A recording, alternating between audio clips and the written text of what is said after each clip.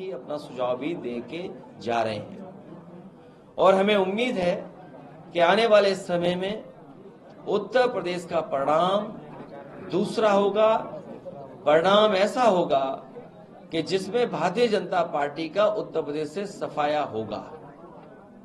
जो बुनियादी सवाल है वो वैसे के वैसे हैं। भारतीय जनता पार्टी लगातार इस बात का प्रचार कर रही है कि विकसित भारत बनेगा। क्या विकसित भारत किसानों की बिना आय बढ़े हो जाएगा?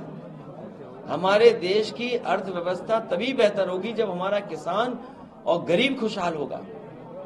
बीजेपी के लोगों ने कहा कि किसान की आय दोगुनी करेंगे, लेकिन आज दिल्ली के 10 साल पूरे हो गए हैं और उत्तर प्रदेश की सरकार के लगभग 7 साल पूरे हो जाएंगे, लेकिन किसान की आय दोगुनी नहीं हुई है।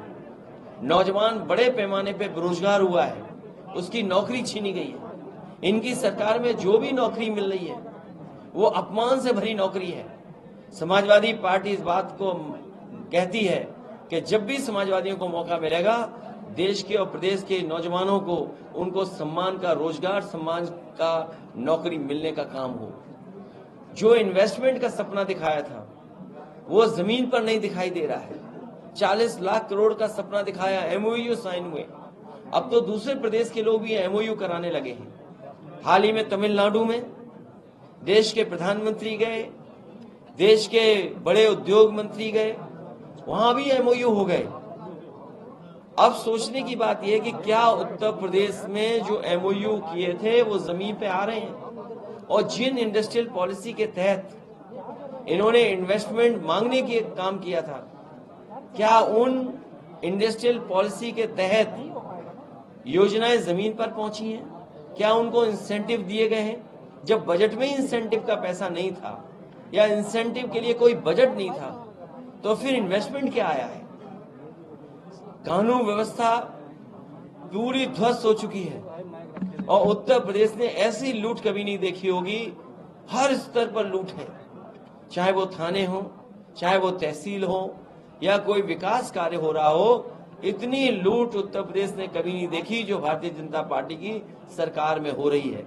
इतना भेदभाव, इतना अपमानित करने का माहौल, कोई सुनवाई किसी की नहीं है।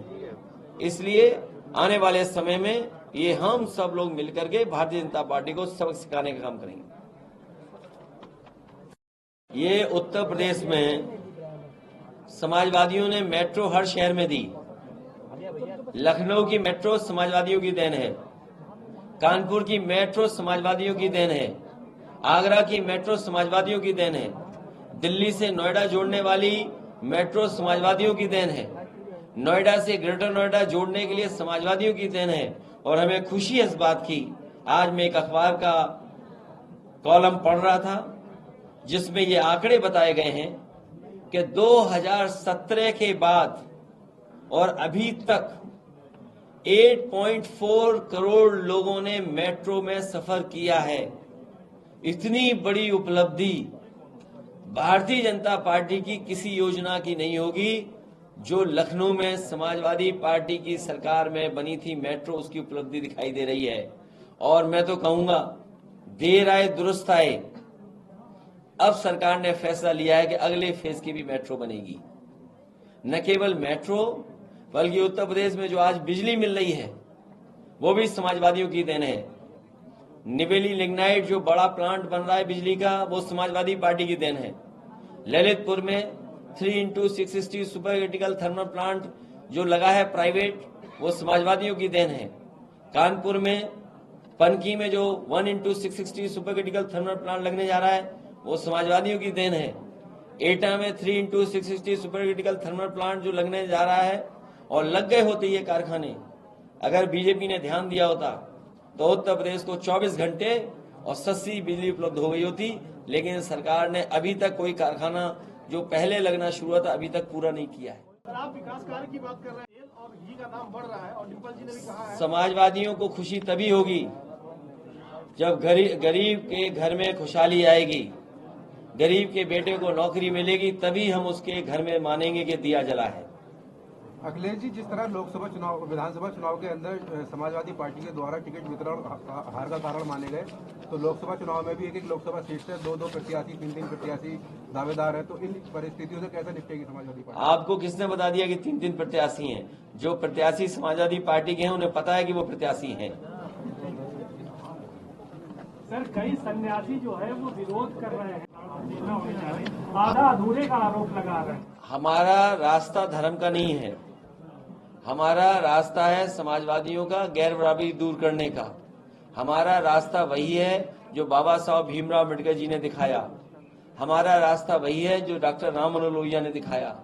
हम उसी रास्ते पे चलेंगे जिस पर नेताजी ने हम लोगों को संघर्ष कर करके चलाने का काम किया है। सर, विश्व हिंदू परिषद के आलोक जी ने ये बात कही कि प्रांत शिक्षा में आपको निमंत्रण मिला। मैं इनको नहीं जानता हूं, न मेरा इनका कोई परिचय है। मैं नहीं जानता हूं, न मेरा कोई परिचय है, न मेरी उनसे कभी कोई मुलाकात हुई होगी। जो परिचय वाले हैं, हमारे व्यवहार में यही माना जाता है, जो परिचय जिनका होता है वही एक दूसरे को व्यवहार देते हैं। सर, बिल्किस बांधों के 11 आरोपी पकड़े गए। न्यायालय पे हमें भरोसा बढ़ा है और अभी जो बुलंदशहर के जो हत्यारे थे उनको भी सजा न्यायालय देगा। और जो हमारी पार्टी के तमाम लोग हैं जो जिन पर झूठे मुकदमे सरकार ने लगा करके जेल भेजा है, चाहे वो आदरणीय आजम खान साहब हो, चाहे हमारा इरफान सोलंकी हो, या रमाकांत यादव हो, या बहुत सारे ऐसे नेता हैं जिन पर लगातार झूठे मुकदमे लग रहे हैं। हमें उम्मीद है और उम्मीद बड़ी है कि न्यायालय भी इनको मदद करेगा, न्याय देगा। आज दिल्ली में सीट शेयरिंग को लेकर कांग्रेस से बातचीत चल रही है। बातचीत हो रही है, उसमें पार्टी की तरफ से सुझाव दे दिए जाएंगे महिलाओं की सुरक्षा और उनसे सुझाव भी मांग लिए जाएंगे। सर, महिलाओं की सुरक्षा की बात कही जाए, अभी तक के कहीं न कहीं इंसाफ नहीं मिल पा रहा है महिलाओं को, ये महिलाओं की सुरक्षा की बात कर रहे हैं। एनसीआरबी के अगर हम आंकड़े देखें, उत्तर प्रदेश में सबसे ज्यादा असुरक्षित महिलाएं हैं। एनसीआरबी के अगर हम आंकड़े देखें तो जब से भारतीय जनता पार्टी की सरकार दिल्ली में आई है 1 लाख किसानों ने आत्महत्या की है। अगर हम एनसीआरबी के आंकड़े देखें तो उत्तर प्रदेश कस्टोडियल डेथ में सबसे आगे बढ़ता हुआ नजर आ रहा है। सबसे ज्यादा बेरोजगारी यहाँ पर है, सबसे ज्यादा नौजवान निराश हुआ है। तो एनसीआरबी के अगर हम आंकड़े जानें और देखें तो उत्तर प्रदेश बहुत पीछे दिखाई